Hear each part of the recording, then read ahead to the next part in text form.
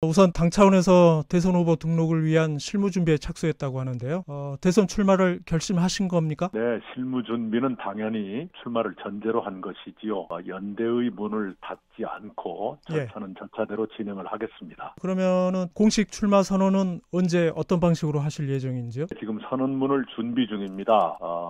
다른 분께 그 초안을 좀 마련해달라고 주문을 드렸는데 그게 오면 좀 다듬어서 시기도 결정을 하겠습니다. 아무리 늦어도 후보 등록 기간 5월 10일, 11일을 넘겨서는 안 되겠지요. 예. 그러면 이번 주가 될 가능성도 있는 겁니까?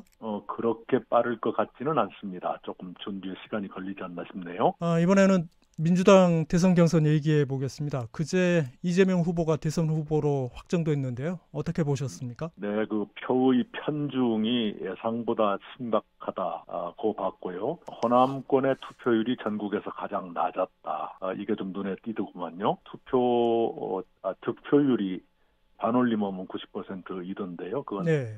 당내에서 의미 있는 소수 의견이 사라졌다는 뜻일 거예요. 상당히 심각하게 봐야죠.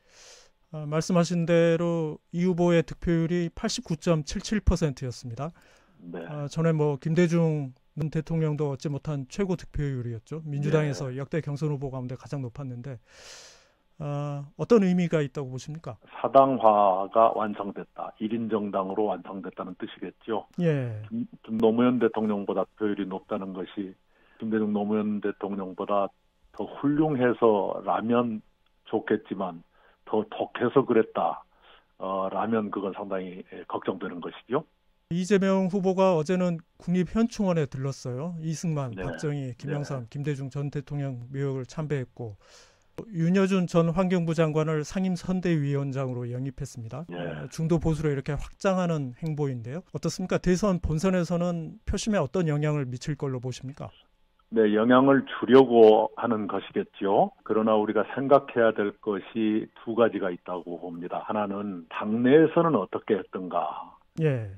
이른바 비명행사 공천, 반대 세력을 아주 제거해 버렸지 않습니까? 자기의 체포동의안에 찬성했던 사람을 색출해서 그분들을 다 제거를 했는데 맨 처음에는 검찰과 내통한 사람들이라고 비방을 하더니 그 다음에는 극좌 세력이다 또 그랬어요. 앞뒤가 안 맞는 얘기죠. 극좌 세력과 검찰이 내통하는 관계인가 하는 문제가 되는데 그렇게 잔인하게 숙청했다는 것 하나 하고 또 하나는 2015년에 문재인 대통령이 당 대표하실 때 이승만 박정희 묘역을 참배했거든요. 그때 정청래 의원이 뭐라고 했느냐면 유태인이 히틀러한테 참배하는 격이다 이렇게 막말을 했었어요. 그런데 지금은 조금 상황이 달라지지 않았을까요? 오늘 선대위 구성할 때도 비명계까지 다 아우르는 그런 선대위를 구성할 것 같은데 과거와는 좀 다르지 않겠습니까? 예전에도 그렇게 했죠. 그리고 그동안에 또 경선 캠프를 보면 비명계는 보좌관을 못 데리고 갔을 거예요. 네. 그리고 이제 가까운 사람들은 보좌관들이 잔뜩 들어가서 그래서 실제로 일하는 분위기는 외부 포장과는 좀 다르다 하는 얘기를 제가 들은 바가 있습니다. 네. 어떻습니까? 이재명 후보와 관련해서는 지금 대법원에서 이재명 후보의 선거법 위반 사건에 대해서 상고심 재판 진행 중이지 않습니까? 네네. 지난주에 두 차례 심리도 진행해서 이례적으로 속도를 내고 있다 이런 평가도 받았는데요. 네. 어떻게 보십니까? 6월 3일 대선 전에 이 후보의 선거법 위반 사건에 대한 대법원의 선고가 가능하다고 보십니까? 가능하지요. 네, 당연히 가능하지요. 그리고 기왕에 한다면 5월 10일 후보 등록 전에 내놔야 예. 이 불확실성이라든가 혼란이 없어질 거예요. 예.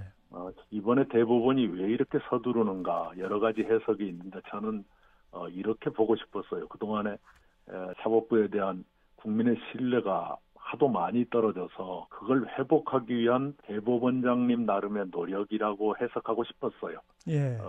저의 해석이 틀리지 않기를 바랍니다. 사실은 사법부에 대한 국민 신뢰가 추락한 것 이번의 경우는 몇 년 전에 대법관 매수 의혹부터 시작이 됐거든요. 예. 그건 대법원으로서는 치명적인 거지요.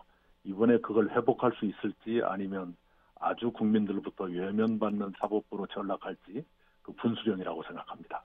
대법원 선고와 관련해서는 경우의 수가 3가지 정도지 않습니까? 무죄 확정, 네. 파기 환송, 파기 재판.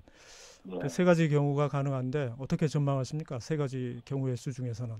네, 가장 깔끔한 것은 파기 자판이겠지만 그런 전례가 드물다고 하니까 예. 파기 환송쯤 나오지 않을까 생각을 합니다만 잘 모르겠습니다.